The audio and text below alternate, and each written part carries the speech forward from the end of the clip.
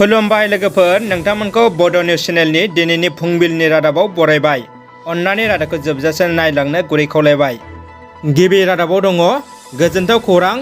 आरोबाव उदालगुरि जिल्लानि डिमाकुसि हालामनि मुर्शिद साबान स्वर्गीयारि आरो मुस्लिमा मनिका बसुमतारिनि फिसाज्ला लेमन स्वर्गीयारिया JEE एडभान्स एन्ट्रेन्स आनजादाव उथ्रिसारनो हानानै IIT खड़गपुर कलकातायाव जायगा मोननो हादों।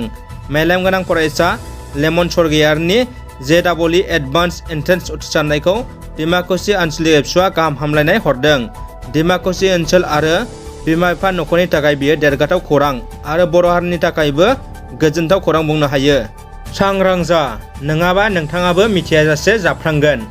बाक्सानि उत्तर बरटारियाव 5 लिगनि माइरं मोनदों।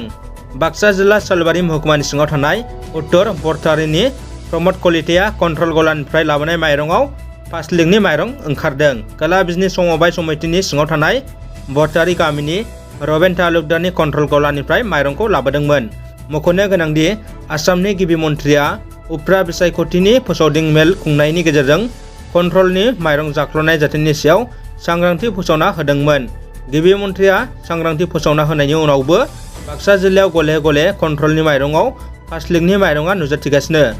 बारग' NDFBनि मावथि सोद्रोमा बिथां मुलुग ब्रह्म एबा बि मोगथांनि सायाव सिनाय मोनै सुबुंफ्रा खालामदों हामला। थांनाय मोनानि 8 रिंगासो समाव क'क्राझार जिल्ला गसाइगाव महकुमानि गसाइगावनि वार्ड नं 4 आरजपारानि थागिबि बारग' NDFB मुलुग ब्रह्मनि सायाव सोरबा सिनाय मोनै सुबुंफ्रा गामियावनो फैनानै लेंनानै लांनानै बिथांनि सायाव मिथिस्लाबलायै हामला खालामो। गाग्लोबजाग्रा सुबुं बि मोगथाङा सासे सुबुंखौ सिनायनोबो हादों होननानै खौराङाव फोसावदों आरो सिनायथिनाय सुबुंखौ गसाइगावनि प्रान्जल ब्रह्म होननानै बुंदों। जाथाय जानाय नखराव खौरां लाहैयो NDFBनि बारग' दैदेनगिरि आरो आथिखालनि CCBIनि लेंथुमगिरि नेहाथारि W नायस्रां आरो सुबुं फोनांजाब नेहाथारि बिथां बि सुग्रेबा। बिथांमोना लोगोसे खौरां लाहैनानै दुखु मोननाय फोरमायदों आरो बिटिआरनि गाहाय मावफुं सोद्रोमा प्रमद बर', लेङाइ गाहाय मावफुं सोद्रोमा गबिन्द बसुमतारि बिथांमोनखौ मदद होनो थाखाय खौरांनि गेजेरजों खावलायहरदों आरो क'क्राझारनि SPजों लोगोसे पुलिस बिफानखौबो जाथायखौ थाबैनो नायबिजिरनो थाखाय खावलायहरदों। बिथां मुलुग ब्रह्मनि बिजियाबो गावनि फिसायखौ जाहाथे जेबो खालामा बेखौबो खौरांनि गेजेरजों खावलायहरदों। मुलुग ब्रह्मआ फायारबो होबाय होननानै खौराङाव फोसावदों। दानिया फैदो गुबुन मोनसे खौराङाव। हादोराव मुवा बेसादनि बेसेना अरजोंबाय। सरासनस्रा सुबुंफोरा जिउ खुंनायाव मैखोम जेंनानि मोगा मोगि। सोरांनि फोरबो देवालिया गेजेराव सानसेल'सै। बे समावनो बाजाराव मुवा बेसादनि बेसेना अरनांदों। दिवालीनि समाव गुबुन गुबुन गोनां बेसादफोरजों लोगोसे गोबां बेसेन बांदों हानि आलारि बाथि आरो देवालीनि गुबुन गुबुन रोखोमनि बेरफ्रुग्रा बेसादफोरनि बेसेना। जाग्रा थाव गुबैनि बेसेना 1 लिटाराव 200 रां जानायनि थाखाय हानि आलारि बाथिखौ बाजाराव फाननो हायाखै होननानै फानगिरिफोरा फोरमायदों। गोबां बेसेन बांनाया मोले खालामगोन नामा सोरांनि दिवाली फोरबोखौ? बियो दा मोनसे गेदेर सोंथि जानानै फैदों। गोजोनथाव खौरां। भारतनि बारग' गाहाय मन्थ्रि डक्टर मनमोहन सिंहआ एम्सनिफ्राय फैबाय। साननैसो सिगां हरखाब लोरबां सावस्रिनि थाखाय भारतनि बारग' गाहाय मन्थ्रि डक्टर मनमोहन सिंहखौ दिल्लीनि एम्सआव थिसननाय जादोंमोन। बिथांनि सावस्रिया गाहाम फारसे फैफिननायलाय देहा फाहामसालिनिफ्राय बिथांखौ हगारहरनाय जायो। हादरनि बारग' गाहाय मन्थ्रि डक्टर मनमोहन सिंहआ बे बाथ्राखौ फोसावो। गावखौ अनसायग्रा मोजां मोनग्रा गासैनोबो गाहाम हामलायनाय हरना गावनि खौरांखौ मिथिहोयो। लोगोसे गावखौ जोथोन लानाय गासै डाक्टार नार्स हेफाजाबगिरिफोरखौ साबायखर बावदों।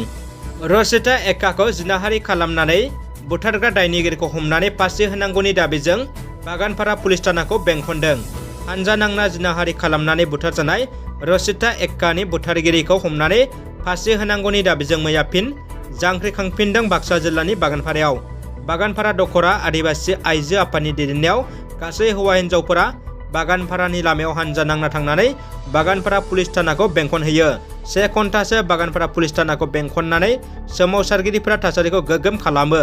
सोमावसारगिरिफोरा रसिता एक्कानि बुथारगिरिखौ हमनांगौ, आसाम पुलिस मुर्दाबाद, आसाम सरकार हाय हाय, प्रमद बर' खामानि गैया बायदि स्लगानजों बागानपारा पुलिस थानानि लांगोना मोखांखौ गोख्रों खालामो। मख'नो गोनांदि थांनाय 24 अक्ट'बरनि हराव सोरबा सिनाय मोनै लांसुनाया बागानपारानि साखाथि उत्तरपारानि रसिता एक्का मुंनि सासे सिख्लाखौ हानजा नांना जिनाहारि खालामनानै दुखुनांथावै बुथारदोंमोन। बे जाथायनि उनाव 3 सेंग्राखौ हमनानै हाजोनि जेलाव हरदोंमोनब्लाबो पुलिसनि मावनायनि सायाव गोजोनाखै जायगानि हानजा आरो रायजोफोरा। बिश्वजित दैमारिनि मददाव फरायसाफोरनो अनसुंथाइ होदों। पानेरि बियाबाव फरायसाफोरनो अनसुंथाइ रानदों। उदालगुरि जिल्लानि 64 नं पानेरि बियाबाव गोरिब नखरनि फरायसाफोरनो गिबि मन्त्रि हेफाजाब फुन्जिनिफ्राय 5,000 चेक रानदों। आसाम आयेन आफादनि बुंथिगिरि बिश्वजित दैमारिनि जानानै उदालगुरि जिल्ला बिजेपि एसटि मर्चानि आफादगिरि जौसां बर'आ फरायसाफोरनो 5,000 चेक राननानै होयो। गोरिब थाखोनि फरायसाफोरा 5,000 रांखौ मोननानै गोजोननाय मोनो आरो एडमिसन लानो हानायनि थाखाय गोजोननाय फोरमायो। दानिया फैदो जोबथा खौराङाव। सोरांनि फोरबो दिवालियाव बांद्राय आलारि सावनो नाङा। थाव गोथांनि बेसेना बांदों होनना आसाम रायजो बिजेपिनि आफादगिरि भबेश कलिताया बुंदों। दिहुनथाइ आंखाल आरो बांद्राय बाहायनायानो मुवा बेसादनि बेसेन बांनायनि गिबि आरो गुबै जाहोन होनना जों बुंनो हायो। आथिखालाव थाव गोथां दिहुनथाइनि आंखाल, बेसर आबाद मावनाया खमायबाय, थाव गोथांनि बेसेना 1 लिटाराव 200 रांनि बांसिन जाबाय। बेनिखायनो सोरखाराबो मुवा बेसादनि बेसेन बांनायखौ सामलायनो आरो खमायनो हायाखै।